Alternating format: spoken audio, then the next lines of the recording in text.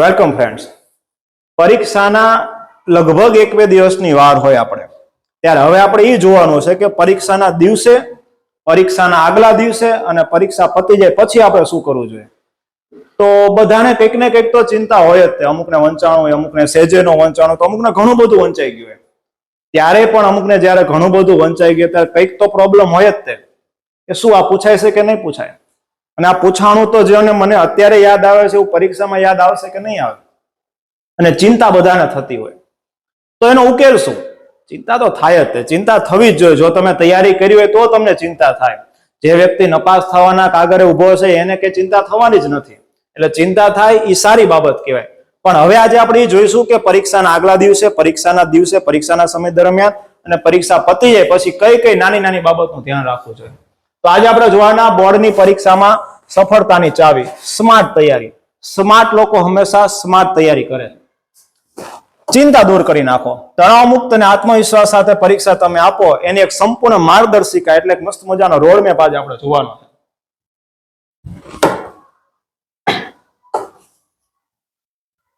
પ્રશ્ન આ છે બધાને, શું કરવું અને શું ન કરવું. કેટલો બધો સિલેબસ હોય આપણો, એમાંથી કેટલું વાંચવાનું છે અને કેટલું સ્કીપ કરી દેવાનું છે એ તમને ખબર હોવી જોઈએ.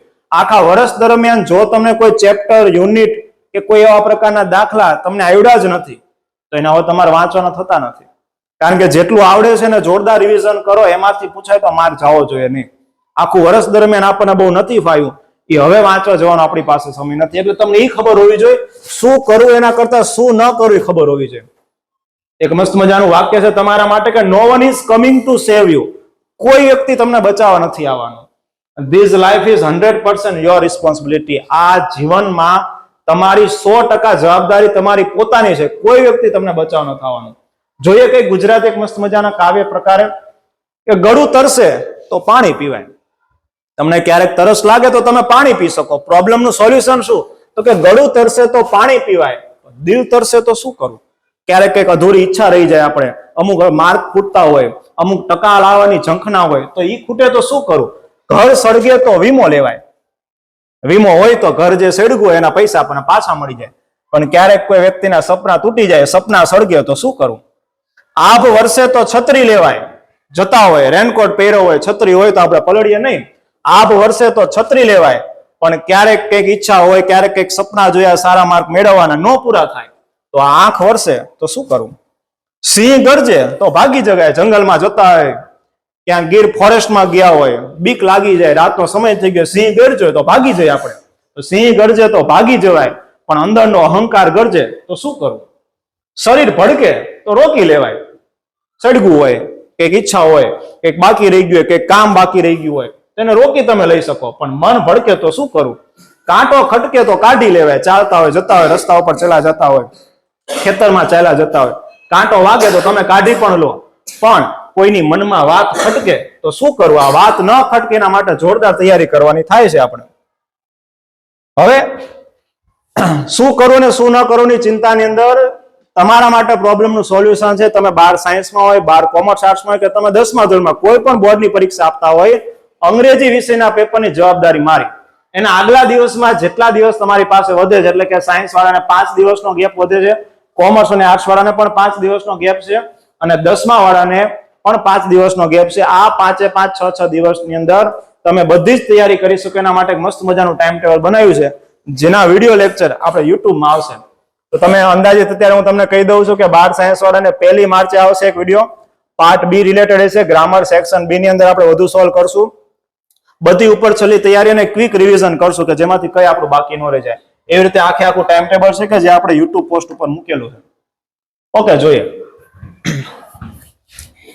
બેચેન સ્મિથ, પગનું સતત ટેપિંગ, માતા પિતાનું દબાણ, પરસેવાની હથેળીઓ, આવું ગભરાટ થાય ત્યારે જ પેપરમાં આવું થતું હોય. બોર્ડની પરીક્ષાની સ્માર્ટ રીતે તૈયારી તમને તમારા તમામ તણાવ એટલે કે ચિંતા અને ચિંતાઓને અલવિદા કરવામાં મદદ કરી શકે છે. મસ્ત મજાનું વાક્ય યાદ રાખો. માત્ર સખત મહેનત નહીં, સ્માર્ટ મહેનત જરૂરી છે. રાત દિવસ નકરી તૈયારી કરી રાતોના ઉજાગરા કરી નાખવા એનાથી ખાલી આપણે માર્ક નથી મળવાના. ત્રિવેણી સંગમ શું સફળતા? શું વાંચવું, કેવી રીતે વાંચવું, શરીરને કેવી રીતે તૈયાર કરવું. 10મા ધોરણમાં હશો ત્યારે તમારો પાઠ આવતો છે tune up your mind and body. મનને શાંત અને મજબૂત કેવી રીતે રાખો એના માટે આ 3 વસ્તુ યાદ રાખો. તમારે શૈક્ષણિક સંભાળ પણ લેવાની છે, તમારા પોતાની શારીરિક સંભાળ પણ લેવાની છે. તમે જો બાઇક, સ્કૂટી આવું કે ચલાવતા હોય તો તમારે બહુ કાળજી રાખવાની જરૂર છે. જોઈએ શૈક્ષણિક સંભાળ કેવી રીતે રાખવી. પાયાની તૈયારીથી ચાલુ કરીએ તો પહેલા તો તમને પરીક્ષાની પેટર્ન ખબર હોવી જોઈએ. હવે અમુક લોકો દાખલા તરીકે ઇંગ્લિશની અંદર ડાયરેક્ટ ઇનડાયરેક્ટ ને એક્ટિવ પેસિવ એટલી બધી તૈયારી કરશે, પણ પછી ઓવરઓલ એને ખબર પડશે કે ડાયરેક્ટ ઇનડાયરેક્ટ તો 2 માર્કનું પૂછવાનું, એક્ટિવ પેસિવ તો 2 માર્કનું પૂછવાનું. તો પહેલા તૈયારી ઈ કરો કે જે સૌથી વધુ માર્કનો ટોપિક હોય એને પહેલા તમે કવર કરો, એનો પહેલા તમે રિવિઝન કરો. ગમે તેમ આડીધડ તૈયારી નથી કરવાની. એક પેપર સેટ તમારી સામે હોવી જોઈએ, તમારી પાસે બ્લુ પ્રિન્ટ હોવી જોઈએ, તમને ખબર હોવી જોઈએ કયા યુનિટમાંથી સૌથી વધુ પૂછાય એને પહેલા પ્રાધાન્ય આપો. તો એવું જ કંઈક કહેવા માંગે છે. પરીક્ષાની પેટર્ન સમજો, પ્રશ્નોના પ્રકાર સમજો કે એ પાઠમાંથી એમસીક્યુ પૂછાવાના, ટૂંકા જવાબ પૂછાશે કે લાંબા જવાબ પૂછાશે, એ પહેલા તૈયાર કરો. દાખલા તરીકે તમે સેક્શન ડી અને ઈ ની તમે તૈયારી કરતા હોય, તમને ખબર છે ક્યાં તમારે લખાણ લાંબુ લખવાનું છે, તો એના માટે પહેલા જોવો જૂના વર્ષના પેપર તમે જોવો. બરોબર, આ પાઠ્યપુસ્તક આધારિત તમને ખબર હશે, નોટ્સ અને ફોર્મ્યુલા આધારિત તમને ખબર હશે કે તમે ક્યાંક લખેલું છે આખા વર્ષ દરમિયાન કે આ પાઠમાંથી 5 માર્કના 3 માર્કના પ્રશ્નો વધુ પૂછાય, તો એનું તમે અલગ સોર્ટ આઉટ કરો. પહેલા તમે એને વાંચી લો, આડેધડ તૈયારી ન કરો. વાંચવાનું ચાલુ કર્યું, આગલા દિવસે પેપર હોય તો ગુજરાતીનું પેપર હોય તો પહેલા પાઠથી ચાલુ કર્યું, પહેલા કાવ્યથી ચાલુ કર્યું, એવી રીતે કોઈ દિવસ ન કરાય. થશે કેવું, પરીક્ષા કાલ હશે, આજ રાત સુધીમાં તમે 50 થી 70% પાઠ માંડ પતાવ્યા છે, બીજા પાઠ બાકી રહી જશે, તેની ચિંતા વધી જશે. એના કરતા પહેલા એમ કર્યું હોય તો સૌથી મોટા પ્રશ્નો જે સૌથી વધુ પાઠમાં દર વખતે પૂછાના, પહેલા એને તૈયાર કરી લો. પછી ગુજરાતીનું પેપર હોય તો બધા જ પાઠના બધા જ કાવ્યમાંથી જ્યાં જ્યાં સમાસ આવતા પહેલા એને તૈયાર કરી લો. બધા રૂઢિપ્રયોગને એક સાથે લિસ્ટ તૈયાર કરી લો. ટોપિક મુજબ ચાલો, નહીં કે પાઠ કે કાવ્ય મુજબ. ઇંગ્લિશમાં પણ યુનિટ મુજબ નથી ચાલવાનું, ટોપિક મુજબ તમારે પહેલા ચાલવાનું. ઉત્તર લખવાની પેટર્નનું અવલોકન કરો ને પ્રેક્ટિસ કરો કે જે તમે તમારા સ્કૂલમાં જે પેપર લીધા એમાં તમે આ કર્યું જ હશે. પાઠ્યપુસ્તક પેપર નીકળે ક્યાંથી? પેપર કોઈ અસાઇનમેન્ટમાંથી, પેપર કોઈ પ્રાઇવેટ પબ્લિકેશનમાંથી નીકળતું જ નથી. પેપર હંમેશા દરેક વિષયનું પાઠ્યપુસ્તકમાંથી જ નીકળે. તો સૌપ્રથમ તમારી નિર્ધારિત પાઠ્યપુસ્તકમાં નિપુણતા મેળવો. એકને એક પાઠને એવું લાગે કે આ બહુ મોસ્ટ એમપી પાઠ છે તો આખી આખી ટેક્સ્ટ બુક વાંચ જ કરો. એમાંથી પ્રશ્ન જાતે બનાવવાની ટ્રાય કરો, એટલે એક પણ પ્રશ્ન બાકી નહીં રહે. શરૂઆતમાં સંદર્ભ પુસ્તકોમાં ડૂબી જવાનું ટાળો. સંદર્ભ પુસ્તક એટલે પ્રાઇવેટ પબ્લિકેશન કે જે પછી માર્વેલ હોય, ગાલા હોય, લિબર્ટી હોય, એમાં પછી પડો. પહેલા પાઠ્યપુસ્તકને એક વખત જોરદાર કરી લો. પાઠ્યપુસ્તક આવડશે પછી તમારે આ રેફરન્સ બુકમાં જવાનું છે, નોટ્સ અને ફોર્મ્યુલા. હવે તમે જ્યારે આખું વર્ષ ભણ્યા હોય તો 10-10, 20-20 પેજનો એકાદો પાઠ તમે ભણ્યા હોય ને એ વખતે તમે સોર્ટ આઉટ કરેલા 1-2 પેજ એવા કાઢ્યા હોય કે રિવિઝન કરતી વખતે ખાલી 1-2 પેજ વાંચો એટલે આખા પાઠની સમરી, એટલે કે ટૂંકમાં સાર એમાં આવી જતો હોય. તો આ ટૂંકમાં સાર જે આવી જતો હોય એ વાંચવું જોઈએ. હવે આપણી પાસે એટલો બધો ટાઈમ નથી કે તમે આખી ટેક્સ્ટ બુક પૂરી કરો. ટેક્સ્ટ બુક વાંચવી જરૂરી છે, પણ એ જ માં કે જે યુનિટ તમારા માટે બહુ જરૂરી હોય અથવા તમારી પાસે વાંચવાના દિવસો વધુ રહેતા હોય તો આગલા દિવસે આખી ટેક્સ્ટ બુક વાંચવા ન જવાય. દરેક પ્રકરણની સંક્ષિપ્ત નોંધ જાતે તૈયાર કરો કે જે તમે જે તે વખતે તૈયાર કરી જશે એ જ વાંચવાની છે. ગણિત વિજ્ઞાન માટે તો ખાસ એના ગણિતના અમુક સૂત્રો કે બધા ચેપ્ટરમાંથી સૂત્ર ભેગા કરીને એક પિન પેજ જેવું બનાવો કે જેમાં બધા જ સૂત્ર આવી જાય. તો તમારે જો ગણિતના પેપરની 3-4 દિવસની વાર હોય તો પહેલો એક દિવસ તમે આમાં ફાળવી શકો. છેલ્લા દિવસે ખાલી અડધી કલાક કે 1 કલાકની અંદર તમે બધા સૂત્રોનું રિવિઝન કરી નાખો તો પણ મસ્ત મજાનું થઈ જાય. ફોર્મ્યુલા એટલે સૂત્રની આવી યાદી બનાવવાની અને અભ્યાસ ટેબલની સામે ચોંટાડો. તમે ઘરે બેસતા હોય તો ઘરે, નીચે બેસતા હોય તો નીચે, તમે જ્યાં બેસતા ત્યાં દિવાલ ઉપર તમે આ સૂત્રની યાદી લગાડી શકો છો. શૈક્ષણિક સંભાળ, પ્રેક્ટિસ અને પ્રસ્તુતિ. એવું કહેવાય પ્રેક્ટિસ મેક્સ મેન પરફેક્ટ. કોઈ પણ વ્યક્તિ જો વધુ ને વધુ પ્રેક્ટિસ કરતો રહેશે તો માણસને પરફેક્ટ બનાવશે, પણ પ્રેક્ટિસ તમારે યોગ્ય દિશામાં કરવી પડે. જોઈએ એના માટે કે પાછલા વર્ષના પેપર્સ જુઓ. આજે જ્યારે આપણે એનાલિસિસ કરીએ છીએ, આપણે આપણી ચેનલમાં, આપણે ઇન્સ્ટાગ્રામમાં મૂકીએ છીએ, ત્યારે એના સૌથી વધુ ઉવિયાઓના પાછળનું કારણ શું? કેમ આવું થાય છે? લોકો એમ કહે છે કે તમે પેપર કાઢવા જાઓ છો શું? પણ હું પેપર કાઢવા જતો જ નથી, હું એનાલિસિસ કરું છું. બધાને કહું છું કે હું કોઈ ભગવાન નથી, હું જે કરું તમે પણ કરી શકો. હું છેલ્લા 8 થી 9 વર્ષના પેપર ભેગા કરું છું, એમાં એનાલિસિસ કરું કે આ પાઠમાંથી શું પૂછવાનું, હવે આ પાઠમાંથી શું પૂછાઈ શકે, એની આખી પેટર્ન નક્કી કરું. પેટર્ન હમણાં આવ્યું તો ને પેટર્ન શબ્દ, આખી પેટર્ન નક્કી કરું છું કે કઈ રીતે પૂછાય, કે બધી જ શોર્ટ ટર્મ હું ભેગી કરું કે 2018માં કઈ શોર્ટ ટર્મ 3 પૂછાણી, 2019માં કઈ પૂછાણી, 2020માં કઈ પૂછાણી, આખું એક લિસ્ટ કાઢ્યું હોય. તો એના ઉપરથી આપણને માલુમ પડે કે લાઈ આ પાઠમાંથી તો સૌથી વધુ શોર્ટ નોટ આવે, આ યુનિટ તો હોટ ફેવરેટ યુનિટ છે પેપર કાઢવાવાળાનું. તો જેની અંદર બ્લુ પ્રિન્ટ આવતી નથી એમાં તમારે તમારી જાતે એનાલિસિસ કરવું પડે, અને જો એનાલિસિસ તમને ન ફાવે તો તમારા શિક્ષકની મદદ જરૂર તમારે લેવી પડે. પાછલા વર્ષના પેપર જો, અને પાછલા વર્ષના પેપરને આપણે કહેશું પીવાયક્યુ. શું કહેશું? PYQ, previous year question. આ પાછલા વર્ષના પ્રશ્નો તમે કરશો તો એનાથી ઘણા બધા પ્રશ્નો એવા હશે, અને ગુજરાત બોર્ડની અંદર તો મોસ્ટ ઓફ પ્રશ્નો તો ગયા વર્ષના જ રિપીટ થાય. ગયા વખતે જે પૂછવાનું જ બેઠું પૂછાય. દાખલા તરીકે 10મા ધોરણમાં નિયરેસ્ટ મિનિંગ આવે, આ નિયરેસ્ટ મિનિંગ 3 આવે, એમાંથી 2 નિયરેસ્ટ મિનિંગ તો ગયા પૂછાયેલા એ જ આપે છે આપણને. પરીક્ષાના પ્રશ્નોનું પુનરાવર્તન કરે છે, આ યાદ રાખો. કોઈ પણ પેપર કાઢવાળો હોય જૂના વર્ષના પ્રશ્નો બીજી વખત પૂછવાનો જ છે, તો જૂના વર્ષના પૂછેલા પ્રશ્નોને આપણે એક પણ ભૂલવાનો છે, બધા તૈયાર કરવાના છે. નિયત સમય મર્યાદામાં પેપર લખવાની પ્રેક્ટિસ કરો, કે જે તમે કરી જશે અત્યાર સુધી સ્કૂલમાં જે પણ પેપર લેવાતા હશે, મોક ટેસ્ટ રાઉન્ડ લેવાના હશે, એમાં તમે તમારી સમય મર્યાદામાં ચાલ્યા જશો. ક્યારે એવું ન બનવું જોઈએ કે આપણને આવડતો હોય તો એ પ્રશ્ન છૂટી ગયો કારણ કે આપણી પાસે સમય નહોતો. ભૂલોનું વિશ્લેષણ કરો. જો તમારી પાસે તમારા લખેલા પેપર પડ્યા તો એક વખત પેપર જુઓ. તમે જ બોર્ડનું પેપર ચેક કરવા ગયા હોય તો તમને આ પેપર તમને કેટલું યોગ્ય લાગશે એ ચેક કરો. તમને તમારા જ પેપરમાં શું ન ગયું એ વિચારો. તમે કોઈ બીજાના ગુરુ બનાવો એના કરતા તમારો ગુરુ તમે પોતે જ બની જાઓ.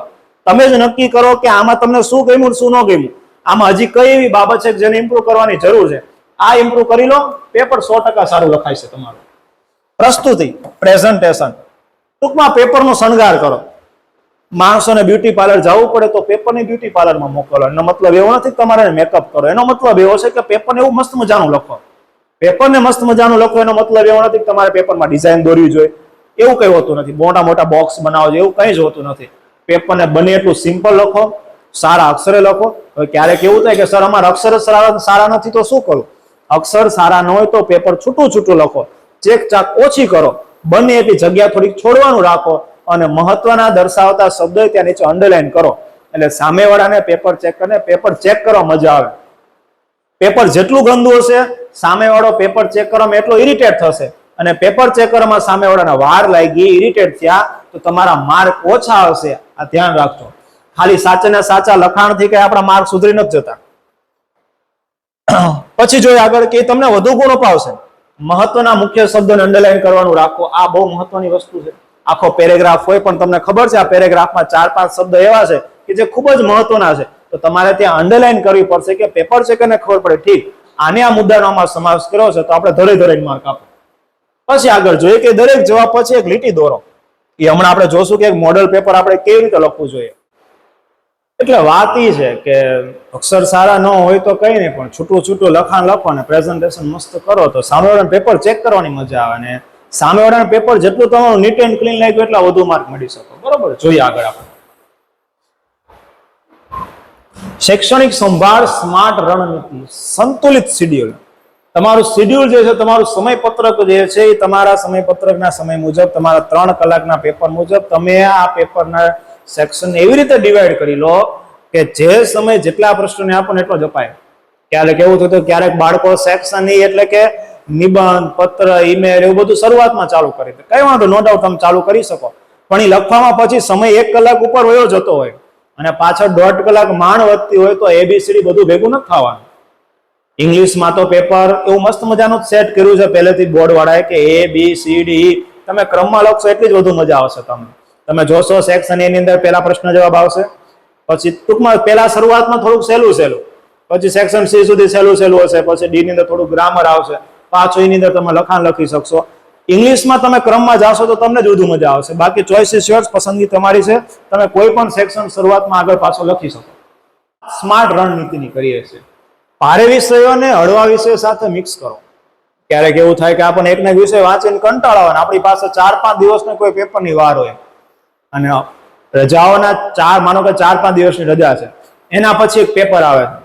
આ પેપરમાં તમને ઘણું બધું ફાવે છે, પણ એના પછી 1 દિવસની રજા પછી જે એક પેપર આવે છે એમાં તમને બહુ ઓછું ફાવે છે, તો તમે એક મસ્ત મજાનું કામ કરી શકો. અત્યારે આ 4 દિવસની અંદર જે નજીક પેપર આવે છે એને છેલ્લા 2 દિવસ અપાય, અને શરૂઆતના આજે અત્યારના 2 દિવસ છે એને તમે પાછળના અઘરા લાગતા વિષયને તમે અત્યારથી આપી શકો. તો રિવિઝન કરવામાં તમે તરત મજા આવશે. બરોબર, તો આવું એક થોડુંક ટાઈમ મેનેજમેન્ટ તમારી જાતે કરો. ગમે ત્યારે તમે વાંચતા હોય 1 થી 1.5 કલાક તમે વાંચો, ક્યારેય પણ સળંગ 2, 3, 4, 5 કલાક એવું કોઈ દિવસ ન વાંચો. આપણી હ્યુમન કેપેસિટી મુજબ 45 મિનિટ, કલાક તમે વાંચી લો, 1.5 કલાક વધીને તમે વાંચી લો, પછી ઊભા થાઓ, પાણી પીવા તમે જાઓ, થોડુંક હરો ફરો, બાર એક વખત આંટો મારી આવો, થોડુંક સનલાઇટમાં જાઓ, તમે ફરી પાછા બેસી જાઓ. જો આ વચ્ચેના ગેપની અંદર તમારે કોઈ ફોનનો યુઝ નથી કરવાનો. એમને કે લાવો ઘડી 10 મિનિટ રીલ્સ જોઈ લે, આપણને ખબર છે 10 મિનિટ રીલ્સ જોઈએ એટલે 30 મિનિટ વહી જાય છે, એમાં કલાક એમાં વહી જાય છે. તો એવું કોઈ ફોનનો યુઝ વચ્ચે નથી કરવાનો. તમે ફ્રી થઈ શકો, તમે નાસ્તો કરી શકો, તમે એક બાર આંટો મારી શકો, પણ એ ગેપ, એ રિસેસનો સમય માત્ર 5-10 મિનિટનો જોવો જોઈએ. ફરી પાછા બેસી જાઓ, ફરી પાછા ફ્રેશ થઈને બેસી જાઓ. તો ટૂંકા વિરામ લેવા પડે તમારે વચ્ચે વચ્ચે. એકવિધતાથી દૂર રહેવા માટે વિષય બદલતા રહો. ક્યારેક ક્યારેક તમને એવું થાય કે એકને એક ચેપ્ટરથી તમે બહુ કંટાળી જાઓ અને પૂરું પણ કરવું પડશે. નહીં પૂરું કરો તો તમને એમ થશે બીક રહેશે કદાચ આમાંથી પૂછશે તો આપણે શું કરશું, તે કેવું કામ કરીશું, ઘડીક આ ચેપ્ટર લો, બહુ કંટાળો આવી ગયો તો બીજું ચેપ્ટર, ઇઝી ચેપ્ટર લઈ લો, પછી પાછું એક અઘરું ચેપ્ટર લો, પછી ફરી પાછું ઇઝી ચેપ્ટર લઈ લો. આવી રીતે ભણવાથી, આવી રીતે વાંચવાથી તમને કંટાળો નહીં આવે તૈયારી કરવામાં. યાદ રાખજો. વિષય પસંદગી, સરળ પ્રકરણો પહેલા પાકા કરો જેથી માર્ક સુરક્ષિત થાય. આ બહુ મસ્ત મજાની વસ્તુ છે. લોકો શું કરે, પહેલા લાવ બધું અઘરું જે નથી આવડતું પહેલા કરી લે, એવું ન કરાય. આખા વર્ષ દરમિયાન તમારો જે બેસ્ટ પાર્ટ હતો, એ તમે બહુ મસ્ત મજાનું આવડતું હતું, એ પહેલા વાંચી લો. નહીતર થશે કેવું ખબર છે, તમે પેપર દેવા બેસશો ત્યારે અમુક પ્રશ્ન તમને એમ થાય ઓહો આ તો આવડતો હતો આપણને, આનો જવાબ એ મને યાદ છે કે પરીક્ષામાં પૂછો તો મને આમાં પૂરેપૂરા માર્ક આવ્યા હતા, 5 માંથી 5, 3 માંથી 3 આવ્યા હતા, વિકલ્પમાં 1 માંથી 1 માર્ક રેડી હતો મારો, પણ અત્યારે જવાબ રેડી નથી આવતો. પેપર દેતી વખતે મગજમાંથી એક ટાવરના સિગ્નલ બહાર નીકળે, 1, 2, 3, 4, તો ઉપર લખેલું આવે નો સિગ્નલ.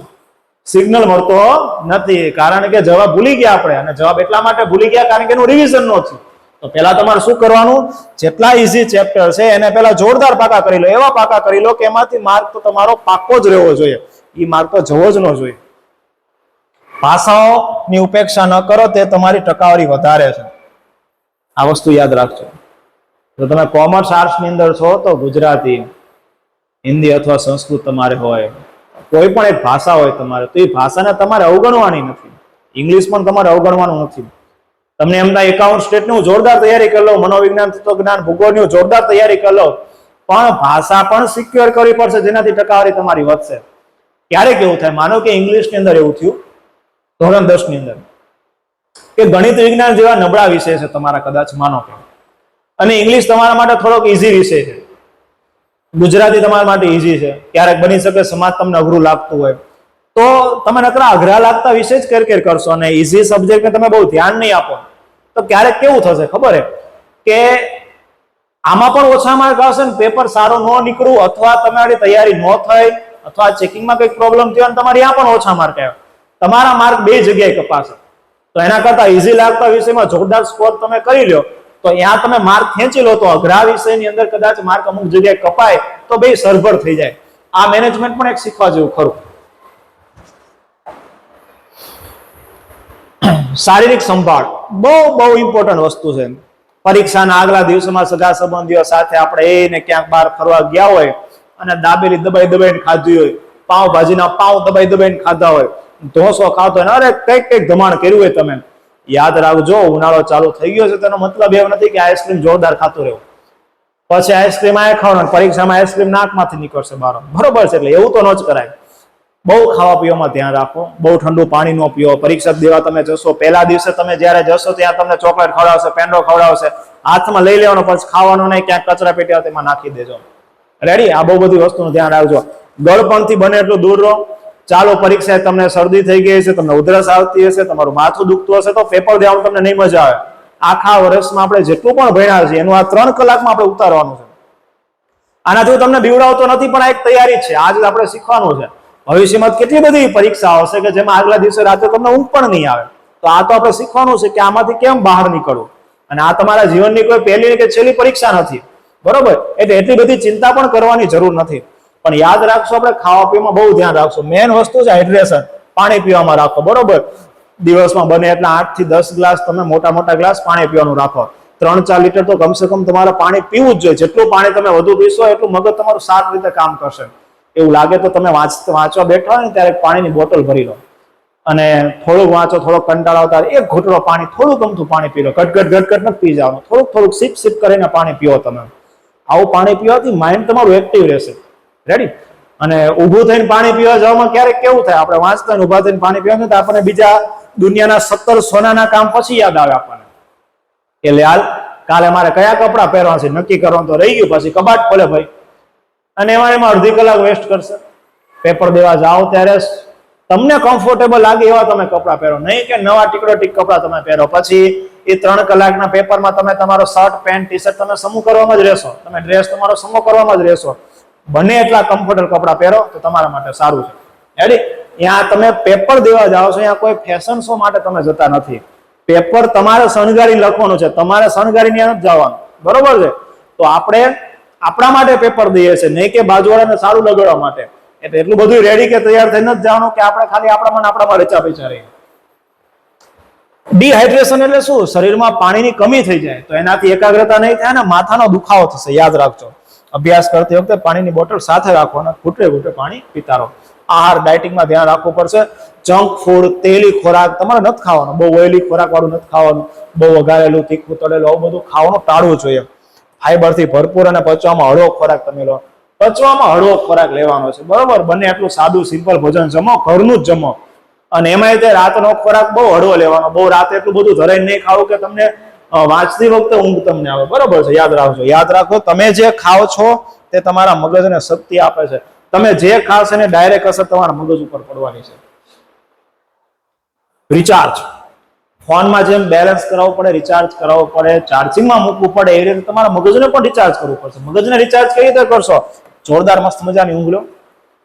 માણસો એવું કરે છે કે પરીક્ષાના આગલા દિવસોમાં 2-3 કલાક ઊંઘે અને પછી પેપર દેવા જાય. આનાથી તમે સિલેબસ કવર કરી લેશો નો ડાઉટ, પણ એનું જે આઉટપુટ આપવાનું છે ને એટલું આઉટપુટ તમે બેસ્ટ નહીં આપી શકો.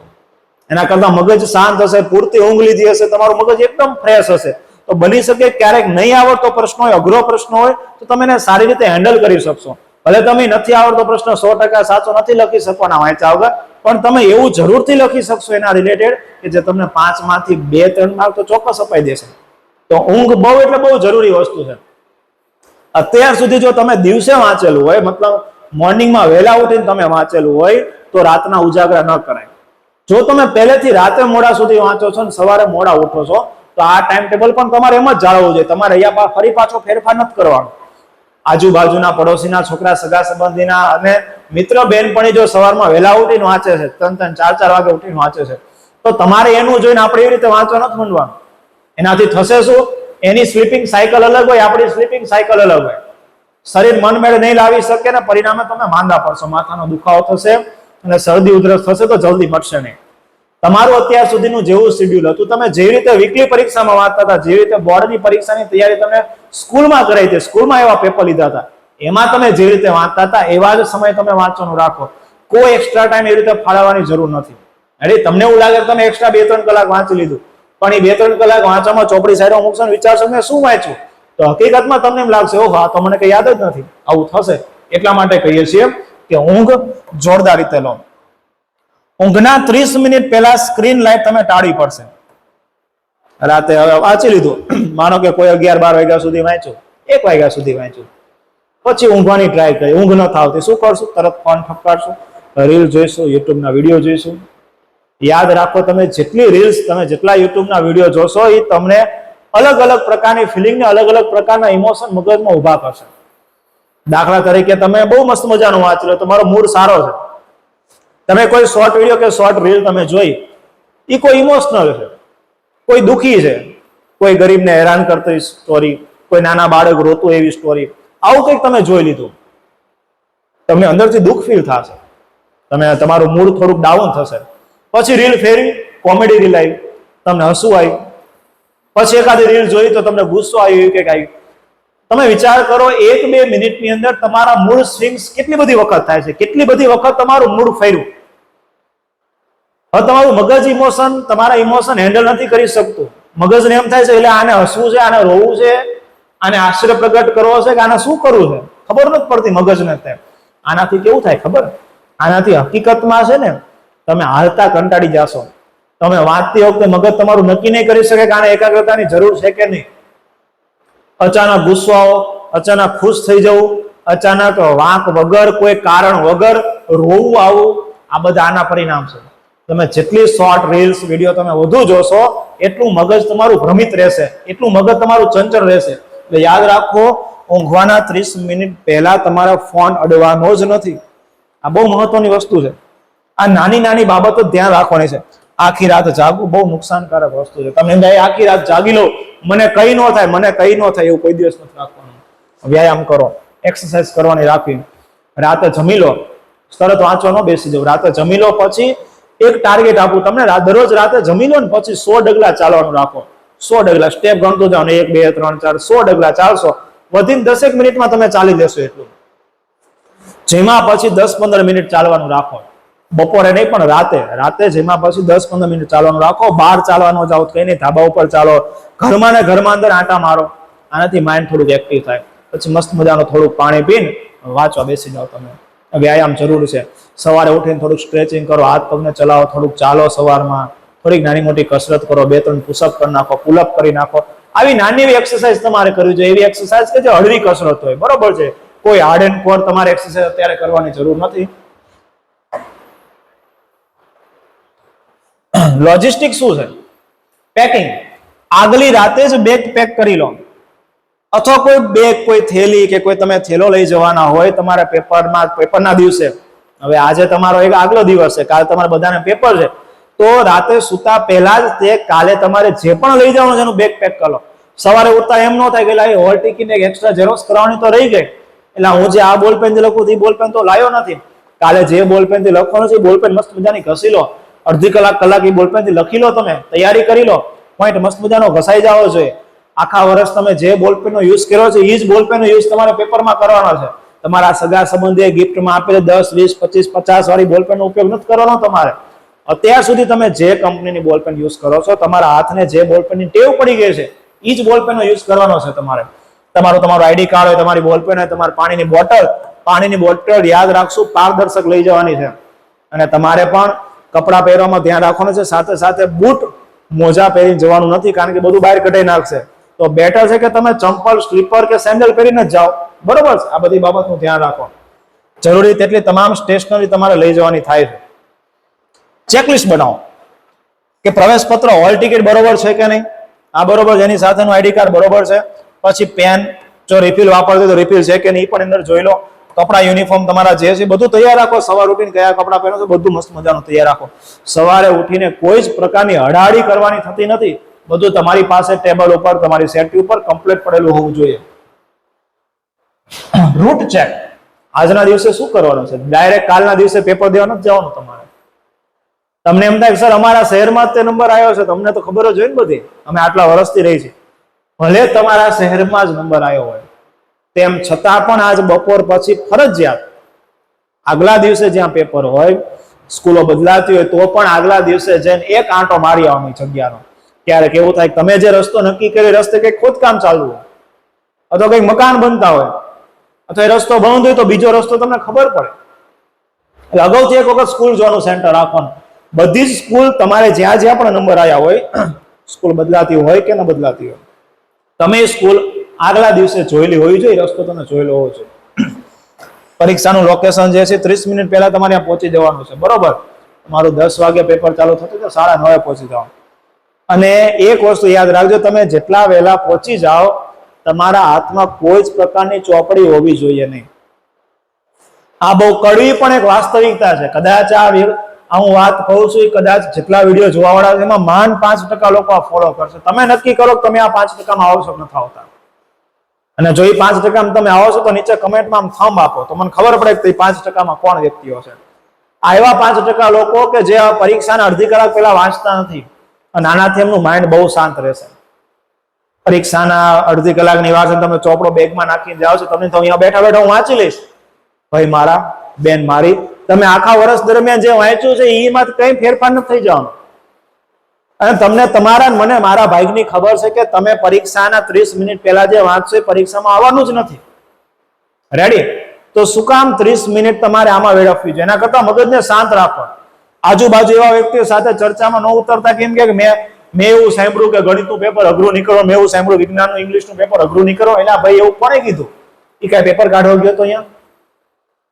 મેં ઓલા વિડીયોમાં એવું જોયું કે ઈ વિડીયોમાંથી જ, ઈ ચેનલના વિડીયોમાંથી જ બધું આવે છે, બીજું ક્યાંયથી આવતું જ નથી. તમારા શિક્ષકે આખા વર્ષ જે મહેનત કરાવીશ તમને એમના ઉપર ભરોસો હોવો જોઈએ, ને કે બીજા બધાની યુટ્યુબ ચેનલ ઉપર. અરે હું તો એમ કહું છું, મારી યુટ્યુબ ચેનલ ઉપર એટલો ભરોસો ન રાખો. તમને તમારા શિક્ષક ઉપર ભરોસો હોવો જોઈએ કે જે તમને આખા વર્ષ દરમિયાન મહેનત કરાવી છે, એમને પણ તમારા રિઝલ્ટની ચિંતા છે. તો એવી જગ્યાએ ટાઈમ વેસ્ટ ન કરો. લાંબા 5-4 કલાકના યુટ્યુબ વિડીયો તમે જોશો, તમને એવું લાગશે કે આમાં અડધી 1 કલાક તો ખોટી ટાઈમ વેસ્ટ થાય છે. લોકો યુટ્યુબ ચેનલ ઉપર આવીને જમવાનું જમતા હોય, શિક્ષક મારી પાસે ટાઈમ નથી, એલા ભાઈ બસ સાઈડમાં આવીને તમે 10 મિનિટ એક વખત જમી લે ને પછી છોકરાઓને ભણાય. વિદ્યાર્થીઓ તમારા માટે, કોઈ વિદ્યાર્થી માટે એટલું બધું નથી કરતું. બધાના પોતાના વોચ ટાઈમ ની પડી છે. બધા યુટ્યુબ વાળાને યુટ્યુબ તરફથી એમને પૈસા મળે છે, એટલા બધું કરે છે. તમારા માટે ફક્ત ને ફક્ત આવું નથી કરતા. એટલે ખોટી મહેનત તમારે એમની પાછળ કરવા નથી થતી. જેમનો વિડીયો જોવો છે તો સ્પીડ વધારી દો, 1.5 2x ની સ્પીડે જોઈ લો વિડીયો. અને જ્યાં એમ લાગે કે આ તો વધારાની વાત થાય છે, આ પરીક્ષામાં કામનું નથી, કાપતા જાઓ તમે. બરોબર છે? જો યુટ્યુબના વિડીયો રિવિઝન માટે જોય તો તમે કયા કામ કરી શકો. બાકી તમને તમારા શિક્ષકે જે કરાવ્યું છે એ પરફેક્ટ છે. માનસિક સંભાળ રાખો, દિનચર્યા કરો, વિચાર કરો. આખા દિવસમાં નવો ખોરાક, ઊંઘનો સમય બદલવાનો થતું નથી. બપોરે તમે કોઈ દિવસ સુતા નથી તો સુવાનું થતું નથી, અને તમે સુવો છો તો સુવાનું બંધ નથી કરવાનું. સાવ બંધ નથી કરવાનું. 5-10 મિનિટની ઊંઘ લઈ લો, થોડાક આડા પડકે થઈ જાઓ. હકારાત્મક સમર્થન આપો, થોડું પોઝિટિવ વિચારો. મેં જે નથી વાંચ્યું એ જ પૂછવાનું, તો એવું શું કામ વિચારવું છે? એવું વિચારો કે તમે વાંચ્યું એ જ પૂછાય છે. અને પેપર ગમે એવું નીકળે, આપણે પેપર મસ્ત મજાનું લખીને આપવાનું થાય છે. જો પેપર અઘરું નીકળે તો બધા માટે અઘરું નીકળે, પેપર સહેલું નીકળે તો બધા માટે સહેલું નીકળે. બરોબર? તમારા પેપરમાં કંઈક એવું પૂછાઈ ગયું કે જે તમને નથી વાંચ્યું, તો યાદ રાખો, તમને આવું થયું છે ને તો એ ઘણા બધાને એવું થયું હોય છે. તમારે એક સાથે આવું નથી થયું, તો એની કોઈ ચિંતા તમારે નથી કરવાની થતી. અને જ્યારે પણ તમે કોઈ ચિંતામાં આવો, પેપર દેતી વખતે તમને એમ થાય, ઓહો હવે હું શું કરીશ, આમાં મારો માર્ક જાય છે, આમાં નથી આવડતું, તો ઊંડા શ્વાસ લો. 3-4 વખત ઊંડા શ્વાસ લો. લોંગ બ્રીથિંગ તમે કરવાનું રાખો, ડીપ બ્રીથિંગ તમે થોડુંક કરવાનું રાખો. થોડાક ઊંડા શ્વાસ લો, 4-5 વખત ઊંડા શ્વાસ લો, આંખો બંધ કરો, આંખો ખોલો. એનાથી મગજ તમારું શાંત થાય. હળબડાટીમાં નહીં આવી જવાનું, ગભરાઈ નહીં જવાનું, કંઈ થાય નહીં. આ યાદ રાખજો. હું તમને ઇંગ્લિશ ભણાવું છું, હું મારા જિલ્લામાં ઇંગ્લિશ ભણાવવા માટે આટલો પોપ્યુલર હોય, એટલા ઇન્સ્ટાગ્રામ યુટ્યુબમાં આટલો પોપ્યુલર હોય, તો મારે પોતાની ઇંગ્લિશમાં એટલા હાઈએસ્ટ માર્ક કરતા બીજા વિષય કરતા, તો મારે વિદ્યાર્થીઓને શું કહેવાનું? તો એવું નથી હોતું કે જે વિષયમાં તમને નહીં આવડે એમાં તમે આગળ કઈ જીવનમાં નહીં કરી શકો. બરાબર? આ વસ્તુ ધ્યાન રાખજો. કેન્દ્ર ઉપર શાંતિ રાખો. પરીક્ષા કેન્દ્ર જે છે આસપાસના વાતાવરણથી પરિચિત થાવ. હાથ પગ ખેંચતા રહો, આરામદાયક સ્થિતિમાં બેસો. બરોબર છે? તમે જ્યાં બેઠા હો ત્યાં ઘડીક થોડીક આડસ મળી લેવાની, ડોક થોડીક આગી પાછી ફેરી લો. શિથિલ અવસ્થામાં આમ જેમ ઊંધું નાખીને બેસી નહીં જવાનું, સુઈ નહીં જવાનું. 10-15 મિનિટની અડધી કલાક પહેલા તમને ક્લાસમાં બેસે તો અહીંયા જઈને તમારે ઊંઘી નથી જવાનું. એ પછી ઉઠતા હોય ને લાડુ હેઠે પડતી હોય એમ કરવાનું, એવું નથી થતું. તમે અહીંયા પેપર દેવા ગયા છો, શાંતિથી બેસો, કોઈ સાથે વાતચીત નથી કરી, બીજા નથી પૂછવાનું તને આવડે છે કે નથી આવડતું, તાર પરીક્ષામાં કેટલા ટકા આવ્યા, એવું બધું નથી પૂછવાનું. ત્યાં તમે ઓળખાણ કાઢવા કે સંબંધો બનાવવા નથી ગયા, ત્યાં તમે પેપર દેવા ગયા છો. તો બને ત્યાં સુધી શાંતિ રાખો, કોઈ સાથે ખોટી વાતચીત લટમાં ઉતરશો નહીં. કોઈ સુપરવાઇઝર સાથે ડાયરો કરવાનો થતો નથી. શાંતિથી વિચારો, બેઠા રહો, પુનરાવર્તન કરો, તમારા મમ્મી પપ્પાને યાદ કરો, તમારે કઈ જો ભગવાન માતાજીમાં માનતો તો એને યાદ કરો, એનું સ્મરણ કરો. હનુમાન દાદાને માનો છો તો હનુમાન ચાલીસા એક વખત મનોમન ગાઈ લો. તમે આવું કામ કરો જેનાથી મગજ શાંત થાય. પેપર વિશે વિચારો નહીં. પેપર અડધી કલાક પછી આવવાનું છે, એના વિશે વિચારવાનું થતું જ નથી. એના કરતા બેટર એ છે કે તમે કોઈ બીજી બાબત ઉપર ધ્યાન આપો, જેનાથી મગજ તમારું શાંત થાય છે. તમારા ભગવાન, ગુરુ, પોતાની મહેનત ઉપર વિશ્વાસ રાખો. જો તમે તમારા શિક્ષકનું કીધેલું કર્યું હોય આખા વર્ષ દરમિયાન અને પેપર દેવા બેસો ને જ્યારે પ્રશ્ન આવશે ને ત્યારે પ્રશ્નમાં જવાબ તમે લખતા હશો, પણ એ જવાબ તમારા શિક્ષક તમારા કાનમાં બોલતા હશે ને એવું તમને સંભળાશે. એવું તમે ઇમેજિન કરશો કે આ આવે જવાબ, આ નો આવે. તમે તમારા પેપરમાં તમારા શિક્ષકનો અવાજ સાંભળી શકશો જો તમને તમારા ગુરુમાં આસ્થા હશે ને તો. છેલ્લી ઘડીનું ચેકલિસ્ટ હમણાં જ વાત કરી કે આગલા દિવસે શું બધું લઈ જવાનું છે, બધું તમને ખબર હોવી જોઈએ. સ્માર્ટ તૈયારી કરવાની છે. તમારી મહેનત અને આત્મવિશ્વાસ તમને વિજય અપાવશે. બધાને આવતીકાલની પરીક્ષા માટે ઓલ ધ બેસ્ટ.